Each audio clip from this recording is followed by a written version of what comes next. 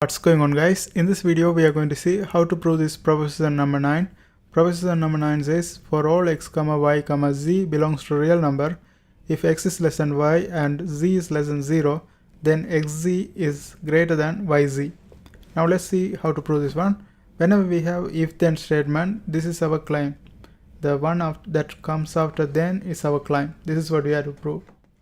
Okay, now we are going to use this one to prove this one. First, let's take this one alone. Z is less than 0. Now here I'm going to use some propositions and also some axioms to prove this one. If you want to know the propositions, I made all of the propositions before this as videos, like until 8 I have videos, and also axioms I have a video on the axioms too. I put the link of the video in the description so you can refer all the axioms. Okay, here we have z is less than 0. Now here what we are going to prove is if z is less than 0, by proposition number 7, we know that 0 is less than negative z. This is what proposition number 7 says. Proposition number 7. Now after that, what I'm going to do, I'm going to and also we know that x is less than y. X is less than y. Now we are going to multiply negative z both sides, because axiom number 13 says if 0 is less than negative z, if we multiply by negative z both sides, this is going to be stay the same. Okay, now after this we have multiplied like this. Let's put this one in a bracket.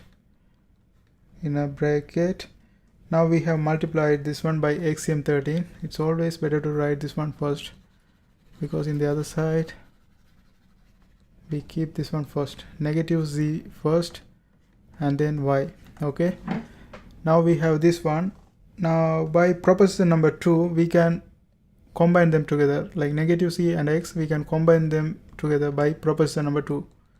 Zx is less than negative zy.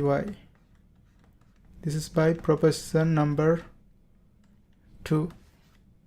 Okay, now we have done this one, and the next thing is I'm going to add positive zx both sides, negative zx plus positive zx, and in the other side also I'm going to add negative zy plus positive zy.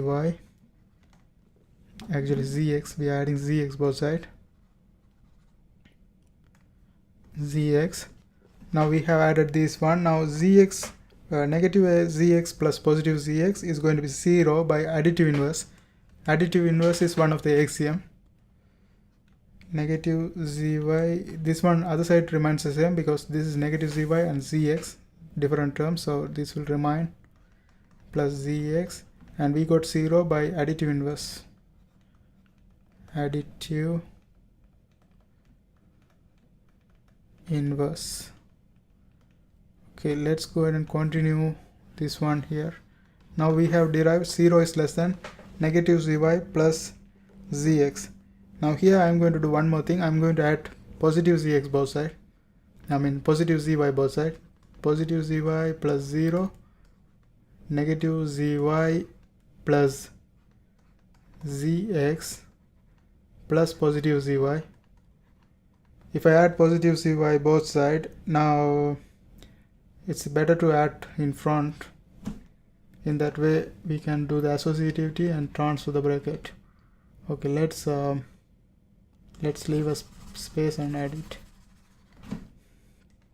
Okay, positive zy here, and I keep the other terms here, negative zy